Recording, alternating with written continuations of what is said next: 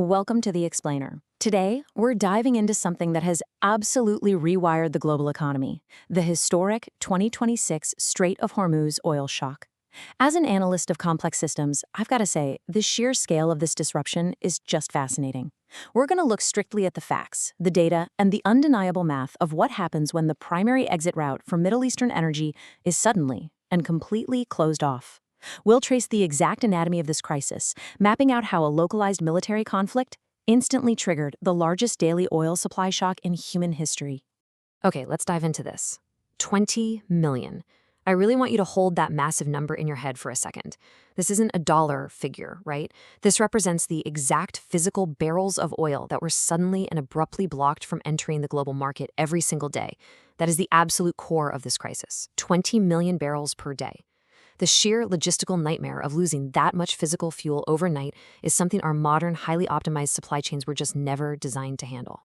So, looking at the numbers, this single maritime blockade, in just one narrow strip of water, instantly wiped out roughly 20% of the entire world's daily oil demand, literally a full fifth gone.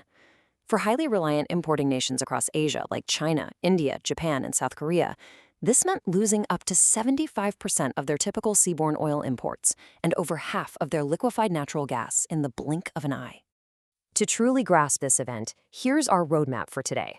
First, the 2026 Hormuz choke point. Second, the global bathtub effect. Third, the 5 phases of collapse. Fourth, impacts on your daily life. And finally, the ticking clock. We are going to follow this ripple effect from the military epicenter straight to your local grocery store. All right, Section 1, the 2026 Hormuz choke point, the epicenter. It is wild how fast this escalated. On day 1, February 28, 2026, the military trigger was pulled with Operation Epic Fury, coordinated airstrikes by the United States and Israel targeting Iranian military sites. Then, just 4 days later, on day 5, March 4th, the Iranian Revolutionary Guard Corps made the direct retaliatory decision to close the Strait of Hormuz completely. They threatened any commercial ship entering the zone with naval mines, drone swarms, and shore-based missiles. This rapid 5-day escalation mathematically guaranteed that by month 6 in the summer of 2026, global strategic reserves would face total exhaustion. Now, what's really interesting here is how this completely redefines our historical understanding of an energy crisis. When we think of oil shocks, we usually think of the 1973 Arab oil embargo, right? Or the 1979 Iranian Revolution. But comparing the data, the 2026 Hormuz closure absolutely eclipses those famous benchmarks. It surpasses them both in the total volume of oil disrupted and in the sudden, violent percentage of global supply that was cut off literally overnight. We're operating in entirely uncharted territory here. Moving on to Section 2, the global bathtub effect, market mechanisms. Okay, so it all comes down to this mental model of bathtub economic pricing. Imagine the global oil market as just one giant bathtub. It doesn't matter if your roommate splashes water out of the left side or you dip a bucket into the right, the overall water level of the entire tub drops. Because oil trades in the single global market, removing a massive block of supply in the Middle East drains the total global volume. This automatically and instantly drives up the price for every single buyer worldwide, regardless of where they physically buy their oil. So, a shock in the Persian Gulf is immediately a shock in New York, London, and Tokyo. But the bathtub effect alone doesn't explain the full paralysis. What really shut the system down was this fast-moving commercial cascade. And crazy enough, it all starts with a piece of paper. Insurance. International maritime insurers instantly stripped all war risk coverage from vessels. Without insurance, commercial shipping fleets just flat out refused to enter the Persian Gulf. Because these massive tankers couldn't arrive to collect the fuel, the storage tanks sitting in exporting nations rapidly filled to their absolute maximum capacity. And when the tanks are full, well, major Gulf exporters like Saudi Arabia, the United Arab Emirates, Kuwait, and Iraq were forced to physically shut down their oil wells. They literally had to turn the taps off because there was just nowhere to put the oil. Let's move to Section 3, 5 phases of collapse, economic contagion. Let's see how this contagion builds and mathematically stair-steps its way through the global economy. Step 1 is the immediate maritime freeze. Tanker traffic dropped to zero within 48 hours. That triggered Step 2, peak panic.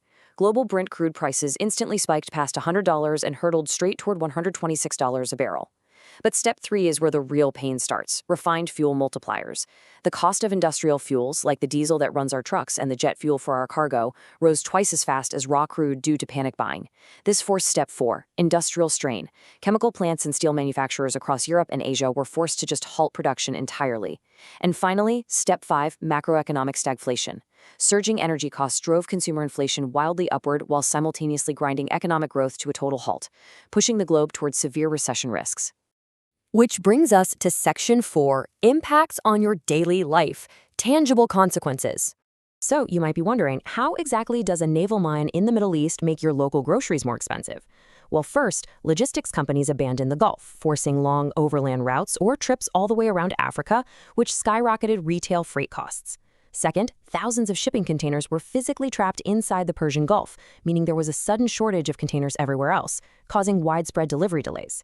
Then there's the immediate inflation you feel at the pump, eating directly into your household spending. But think about fertilizers for a second. The Persian Gulf exports over 30% of the world's traded fertilizers. 30%. By blocking that, agricultural input drops, meaning less food grows, which instantly elevates global grocery costs. Even our future is impacted. Countries with high oil intensity were forced to spend vast sums just surviving on fossil fuels, delaying the clean energy transition by years. And finally, Section 5, the ticking clock, mitigation limits. To prevent an immediate global collapse, the International Energy Agency authorized the largest coordinated release of government-held strategic oil reserves in history, 400 million barrels. They were injecting between 2.5 to 3 million barrels into the market every single day to try and stabilize that bathtub. So the crucial point here is that at current consumption rates, these emergency stockpiles were simply a sandglass running out. They faced total exhaustion by mid to late summer of 2026. The reality is, the world just cannot absorb a 20% supply cut indefinitely. Which brings us to the most urgent question of this entire crisis. What happens when those emergency reserves run completely out? Because when that sandglass empties, we move from mere price volatility into physical fuel rationing. What does our modern world actually look like when we're forced past that nonlinear economic tipping point, risking structural, permanent deindustrialization across energy-dependent regions? It's a stark reminder of just how fragile our highly optimized, interconnected global systems truly are. Thanks for joining me for this explainer, and I encourage you to keep questioning the systems that power our world.